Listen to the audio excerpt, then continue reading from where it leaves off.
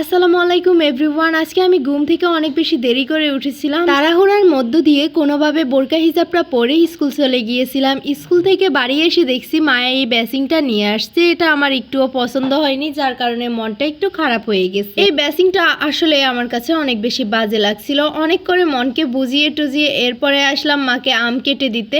আমার মা আবার আম শুধু শুধু খেতে পছন্দ করে না, আম আর নারকেলকে মিক্সড করে খায়। এভাবে খেতে নাকি অনেক বেশি মজা, কিন্তু আমার কাছে আম এভাবে খেতে মোটেও ভালো লাগে না। রান্নাঘরে দেখছি মা কিছু একটা রান্না করছিলেন, কাছে গিয়ে দেখছিলাম। আর এখন যে স্লোমো ভিডিওটা দেখছেন, এটা কিন্তু আমি ইচ্ছাকৃতভাবে স্লোমো ভিডিও করিনি, এটা এখন এডিট করতে গিয়ে আমি খেয়াল করেছিলাম।